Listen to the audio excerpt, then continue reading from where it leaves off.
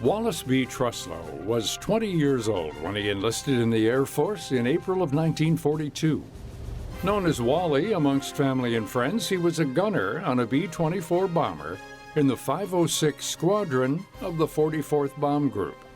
Between 1942 and 1945, he flew 42 tactical war missions across Europe. Today, Wally Truslow's granddaughter, Mara Truslow, is using big data to help bring light to the missions and men stationed in Shipdham, England during the war. Through data mining, she was able to calculate that her grandfather flew more missions than 99.5% of all the 5,000 men in the 44th Bomb Group. I was initially intrigued by this idea that there were air bases all over England where these heavy bombers launched missions into Europe. And then what struck me even more were the conditions of the air war. I had long known my grandfather served in a B-24, but I had assumed that seeing war 3 miles above Earth was a relatively safe endeavor. And in fact, I was very wrong. And so it was the conditions of the bombers that really struck me and sort of set in motion this journey that I've been on the last 2 years. So in the bombers, they were not pressurized. The windows were open to the negative 50-degree air that streamed in. They wore oxygen and were sheepskins and were in absolutely horrific conditions for 8 hours. And exploding shells called flak, and fighters were constantly aiming to actually shoot them out of the sky. Mara is a management consultant at a large consulting firm and an applied researcher. But recently she's been using her analytical skills to help tell the narrative of the 44th Bomb Group. Mara has spent the last several years sourcing web data and narrative info to create a comprehensive online database that lays out specific information about each crew member, their missions, the dates, and more. She says that while many vets are typically open to sharing their stories, her grandfather, Wally, was a man of few words. My grandfather never spoke of the war. He had horrible PTSD. And so part of his journey has actually been taking thousands and thousands of fragments from people and data to piece together his story.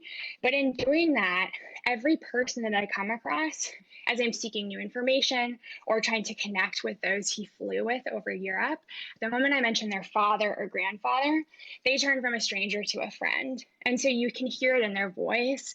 It's so evident in the way that I've been invited to people's homes, their airplanes, in every aspect of the research. I just think there's something hugely powerful about the way that their stories live on, the descendants of the people who they flew alongside. May 8th of this year marked the 75th anniversary of the end of World War II in Europe, a conflict leading to mass destruction and several millions of civilian and military casualties. The shared experience of serving through this bloody conflict tied many veterans together for life. Still today, the descendants of these men reflect back on what wartime battle must have been like. It was not easy to get to Europe. It was a 5-day flight for them to actually get from the East Coast to Europe.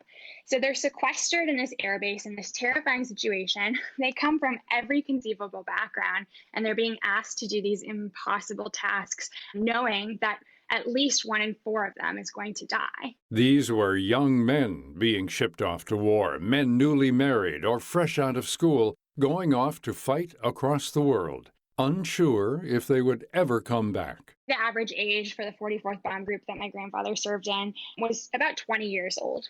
They were either fresh out of high school, perhaps in college, perhaps were working. A small number, but not insignificant, had children and wives that they left back at home. They came from every walk of life, from every state. So for example, in the 44th Bomb Group, the data that I mined shows they came from every single state except Alaska. They came from various ages and professions and economic backgrounds. Despite their differences, they united in the sky in order to defeat a common enemy. There was a very real chance, however, that their plane would be shot down. The B-24 bomber was equipped with the latest technology, but still pales in comparison to the fighter jets of today. When the war started, a B-24 bomber, which we would consider highly primitive and arcane, was actually hugely innovative. It employed the Davis wing, which allowed them to carry a bigger bomb load, faster and further. The sheer amount of death these veterans witnessed while in the sky is unforgettable. According to Mara, more than half of the 44th Bomb Group's B-24 bombers were lost in battle, and 1/4 of the division's men were killed or became prisoners of war. Mara says the nightmares of war were very real and pushed many to the brink. A good example, a good story that I came across in passing and then dug into in the National Archives in St. Louis was that of Eddie Coldiron. And he was one of the pioneers of the group my grandfather flew with. And he saw 5 of the worst missions of the war, which is absolutely horrific losses. Men being blown apart by flak and bombers 3 miles above Earth, men next to him being shot down. And he started to develop what they called combat fatigue. He would start shaking compulsively in bed, couldn't get out of bed, was doing everything he could to avoid missions. And ultimately, he was court-martialed, and they made an example of him, and he was sentenced to death. It was later changed to be 25 years of hard labor, and it looks like eventually 5 or 6 years after the war, he got out of that hard labor. For those lucky to return to the U.S. with their lives, often PTSD accompanied post-war life.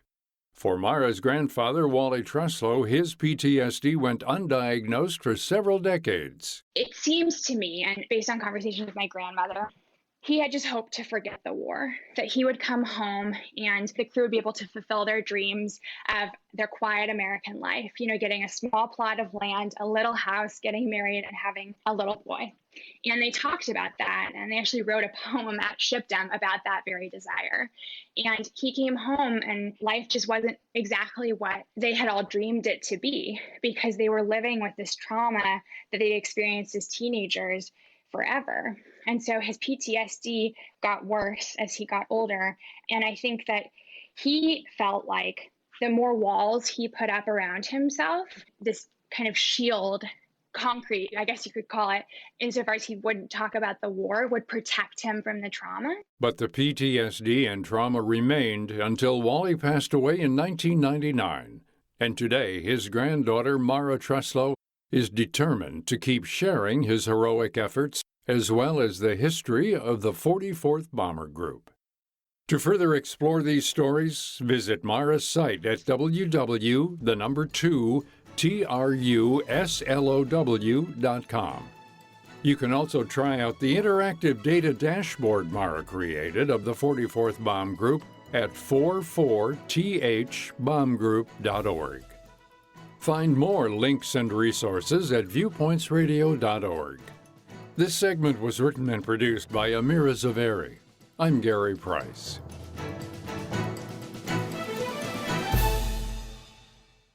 As people around the world practice sheltering in place, many are looking for ways to continue healthy habits while they're at home.